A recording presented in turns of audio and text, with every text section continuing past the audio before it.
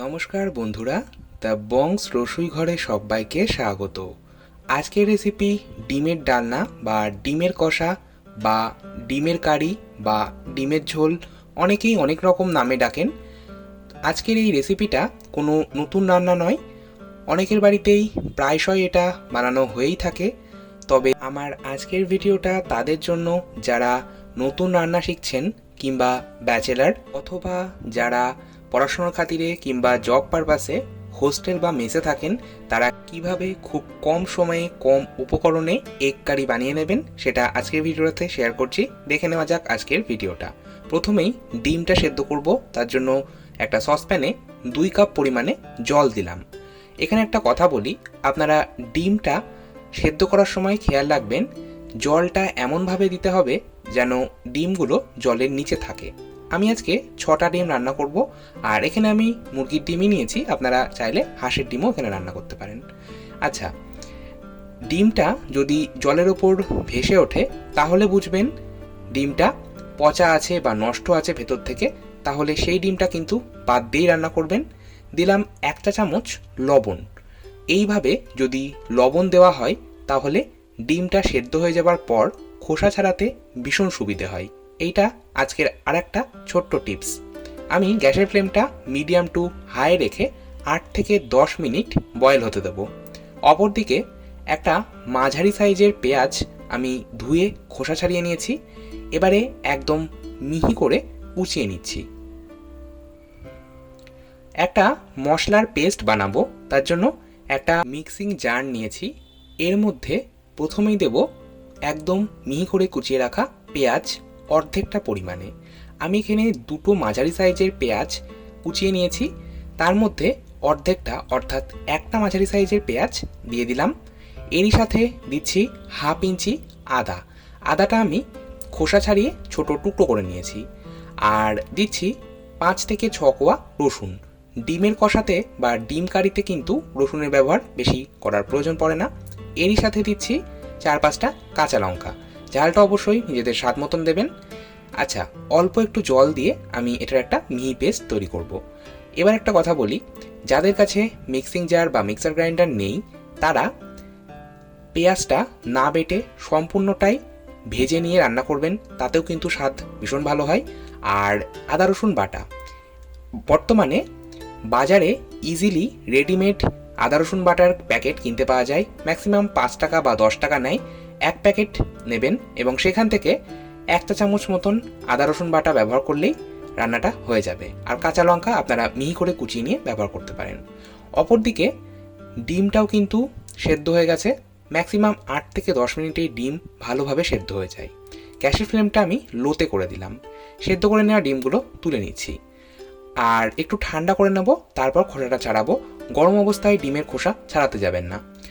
আর আপনারা নিশ্চয়ই একটা জিনিস লক্ষ্য করলেন, আমি ডিমের সাথেই আলু সেদ্ধ করে নিচ্ছি। 3টে মাঝারি সাইজের আলু আমি খোসা ছাড়িয়ে ধুয়ে তারপর অর্ধেক করে নিয়ে এই ডিমের সাথেই 10 মিনিট সেদ্ধ করে নিচ্ছি। আমি প্রথমে দিতে ভুলে গেছিলাম, তাই ডিমটা সেদ্ধ হওয়ার 5 মিনিট পরে যখন মনে পড়েছে তখন আলুটা একই সাথে দিয়ে দিয়েছি। আর অনেকেই ডিমে আলু পছন্দ করেন না, মানে ডিমের ঝোলে, তো সেক্ষেত্রে অবশ্যই আলু বাদ দিতে পারেন। আর যদি আপনারা আমার মতনই ডিমের ঝোলে আলু খেতে পছন্দ করেন সেক্ষেত্রে অবশ্যই আলুটা ব্যবহার করবেন। এইভাবে 10 মিনিট ডিমের সাথেই সেদ্ধ করে নেবেন। আলুটা হাফ বয়েল হলেই হবে। যেহেতু আমি 5 মিনিট পরে দিয়েছিলাম ডিমটা সেদ্ধ হওয়ার, তাই আরও 5 মিনিট সেদ্ধ করে নিলাম। সম্পূর্ণ 10 মিনিট সেদ্ধ করে নেওয়ার পর আলুটা আমি গরম জল থেকে তুলে নিয়েছি। আলুটা কিন্তু আমার হাফ বয়েল হয়েছে। অপরদিকে ডিমটাও বেশ ঠান্ডা হয়ে গেছে, খোসাটা এবার ছাড়িয়ে নিচ্ছি। দেখুন খোসাগুলো কিন্তু অনায়াসে ডিমের থেকে ছেড়ে আসছে, একটু লক্ষ্য করুন। এইটা কিন্তু হয়েছে শুধুমাত্র ডিম সেদ্ধর সময় লবণ দেওয়ার কারণেই। দেখুন সমস্ত ডিমের খোসা ছাড়িয়ে নেওয়া হয়ে গেছে। একটা ছুরি দিয়ে আমি প্রত্যেকটা ডিমে এইভাবে একটু কাট লাগিয়ে নেব। এইভাবে ডিমে কাট লাগিয়ে নিলে ডিমের মধ্যে গ্রেভি বা ঝোল যেটাই বলেন খুব ভালো মতন ঢুকবে। আর সেদ্ধ ডিম ভাজার সময় গরম তেলে দিলে অনেক সময় কুসুমটা ফেটে বেরিয়ে আসে এবং দুর্ঘটনা ঘটার সম্ভাবনা থাকে, তাই এইভাবে কাট লাগিয়ে নিলে সেই প্রবলেমটা হয় না। এটা আরও একটা টিপস। কাট লাগিয়ে নেওয়া ডিমগুলোর ওপর 1/4 চা চামচ লবণ, 1/4 চা চামচ হলুদ গুঁড়ো আর 1/4 চা চামচ কাশ্মীরি লাল লঙ্কার গুঁড়ো দিয়ে ভালো করে মাখিয়ে নিচ্ছি। কাশ্মীরি লাল লঙ্কার গুঁড়ো দিলে রঙটা ভালো হয়, এই জন্যই দিচ্ছি। আপনারা যদি দিতে না চান বা দিতে অপছন্দ হয় সেক্ষেত্রে নাও দিতে পারেন। দিয়ে দিলাম কড়াইয়ে 1 চা চামচ সর্ষের তেল। আমি এই রান্নাটা কিন্তু সম্পূর্ণটাই সর্ষের তেলে করব। আর ডিমের কষা বা ডিম কারি যেটাই বলেন, সর্ষের তেলে করলেই টেস্টটা বেশি ভালো হবে। তেলটা গরম হলে আমি ম্যারিনেট করে রাখা ডিমটা দিয়ে দিলাম। গ্যাসের ফ্লেমটা মিডিয়ামে রেখে ম্যাক্সিমাম 1.5 থেকে 2 মিনিট ফ্রাই করব। সেদ্ধ ডিম খুব বেশি ফ্রাই করার কিন্তু প্রয়োজন হয় না, খুব সামান্য একটু হালকা লালচে কালার হলেই ডিমগুলো তুলে নিতে হবে। ডিম যদি বেশি ফ্রাই করা হয়ে যায় তাহলে ওপরের কোটিংটা ভীষণই শক্ত হয়ে যাবে আর খেতে ভালো লাগবে না। এবারে ওই একই কড়াইয়ে দিয়ে দিলাম 1 টেবিল চামচ সর্ষের তেল। তেলটা পুরো কড়াইয়ে ছড়িয়ে নিচ্ছি। এবারে তেল গরম হলে দিয়ে দিলাম হাফ বয়েল করে রাখা আলু, এরই সাথে খুব সামান্য একটু লবণ দিচ্ছি।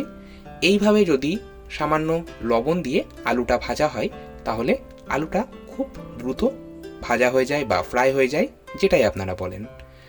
আর আলু কিন্তু খুব বেশি সময় ভাজার প্রয়োজন নেই, ম্যাক্সিমাম 1 থেকে 1.5 মিনিট মিডিয়াম ফ্লেমে ভেজে আমি তুলে নিলাম। কড়াইয়ে যে তেলটা রয়ে গেল ওরই মধ্যে ফোড়নে দিচ্ছি 3টে ফাটিয়ে নেওয়া ছোটো এলাচ, একটা তেজপাতা, তেজপাতাটা কেটে টুকরো করে নিয়েছি, 3 থেকে 4টে ছোট দারচিনির টুকরো, 4 থেকে 5টা লবঙ্গ আর হাফটা চামচ গোটা জিরে। এবারে এই ফোড়নটা 25 থেকে 30 সেকেন্ড মিডিয়াম ফ্লেমে একটু ফ্রাই করব। ফোড়ন থেকে যখন সুন্দর একটা গন্ধ বেরোতে শুরু করবে এবারে দিয়ে দিচ্ছি বাকি অর্ধেক যে পেঁয়াজটা কোচানো ছিল, অর্থাৎ একটা মাঝারি সাইজের কুচিয়ে রাখা পেঁয়াজ দিয়ে 40 থেকে 50 সেকেন্ড মিডিয়াম ফ্লেমে ফ্রাই করছি। 40 থেকে 50 সেকেন্ড ফ্রাই করার পর পেঁয়াজের কালারটা হালকা চেঞ্জ হলে দিয়ে দিলাম বেটে রাখা মশলাটা। ওই মিক্সিং জারটার মধ্যেই খুব সামান্য একটু গরম জল দিয়ে লেগে থাকা মশলাটা ধুয়ে দিয়ে দিলাম। এইভাবে একটু জল দেওয়া হলে মশলাটা পুড়েও যাবে না বা নিচে লেগে যাবে না, আর মিক্সিং জারে লেগে থাকা বাকি মশলাটাও কিন্তু নষ্ট হবে না। মশলাটা কষিয়ে নেব, তবে তার আগে দিয়ে দিলাম হাফ চা চামচ হলুদ গুঁড়ো আর 1 চা চামচ কাশ্মীরি লাল লঙ্কার গুঁড়ো। আমি আবারও বলছি, কাশ্মীরি লাল লঙ্কার গুঁড়োতে কিন্তু ঝাল হয় না, এটা শুধুমাত্রই কালারের জন্য ব্যবহার করছি। রঙটা ভীষণ ভালো হয়, তবে যদি না দিতে চান সেক্ষেত্রে বাদ দিতে পারেন। হাফ চা চামচ জিরের গুঁড়ো দিয়ে দিলাম। আর কোনো রকম মশলার ব্যবহার কিন্তু এতে করার প্রয়োজন নেই। আর মশলাটা এবার আমি প্রথমে 1 থেকে 1.5 মিনিট মিডিয়াম ফ্লেমে কষিয়ে নেব। অতিরিক্ত তেল ঝাল মশলা ব্যবহার আমি এই ডিম কারিতে করছি না। 1 মিনিট মশলাটা কষিয়ে নেওয়ার পর একটা ছোট সাইজের টমেটো একদম মিহি করে কুচিয়ে রেখেছিলাম দিয়ে দিলাম। 3/4 চা চামচ লবণ দিলাম, অর্থাৎ 1 চা চামচ লবণ দিয়েছি। আমি যে পরিমাণ ডিমের কারি বা ডিমের ঝোল রান্না করব তাতে মোটামুটি 3/4 চা চামচ লবণ তো লাগবেই, তবে অবশ্যই লবণটা আপনাদের স্বাদ মতন দেবেন। খুব বেশি লবণ প্রথমে ব্যবহার করবেন না, প্রথমে সামান্য লবণ ব্যবহার করবেন, তারপরে যদি মনে হয় লবণ লাগবে টেস্ট করার পর সামান্য একটু লবণ দিয়ে অ্যাডজাস্ট করে নেবেন। আচ্ছা, এবারে যে ভেজে রাখা আলুটা ছিল সেটাও দিয়ে দিলাম, আর মিডিয়াম ফ্লেমে আমি এবার আরও মিনিট 4 মশলাটা কষিয়ে নেব। যে কোনো রান্না করার সময় একটা কথা মাথায় রাখবেন, মশলা যত ভালো করে কষাবেন না রান্নার স্বাদটা কিন্তু তত ভালো হবে। মিনিট 5-6 সম্পূর্ণ মশলাটা কষিয়ে নিয়েছি। এবারে দিয়ে দিলাম হালকা গরম জল 1.5 কাপ, আর আমি এখানে বড় কাপ মেপে জলটা নিয়েছি। আর আপনারা যে কোনো রান্নাতেই সবসময় চেষ্টা করবেন গরম জল ব্যবহার করার, তাহলে টেস্টটা ভালো হবে। আর এবারে দিয়ে দিলাম ভেজে রাখা ডিমগুলো। কভার করে আমি 2-3 মিনিট মিডিয়াম টু হাই ফ্লেমে ফুটিয়ে নিচ্ছি। এতে করে ডিমের মধ্যে গ্রেভি বা ঝোল যেটাই বলেন খুব ভালো মতন ঢুকে যাবে। সবশেষে দিয়ে দিলাম হাফ চা চামচ মতন গরম মশলার গুঁড়ো আর 1 টেবিল চামচ কুচিয়ে রাখা ধনেপাতা। ধনেপাতা কুচিয়ে দেওয়াটা অপশনাল, তবে দিলে খুব সুন্দর একটা গন্ধ হয়। সমস্তটা মিশিয়ে নিয়ে আমি কভার করে গ্যাসের ফ্লেমটা বন্ধ করে 5 থেকে 7 মিনিট স্ট্যান্ডিং টাইমে রাখছি, তারপর গরম গরম পরিবেশন করছি। আজকের মতো এই পর্যন্তই, আবার চলে আসবো নতুন কোনো ভিডিও নিয়ে। ভালো থাকুন, সুস্থ থাকুন, ধন্যবাদ।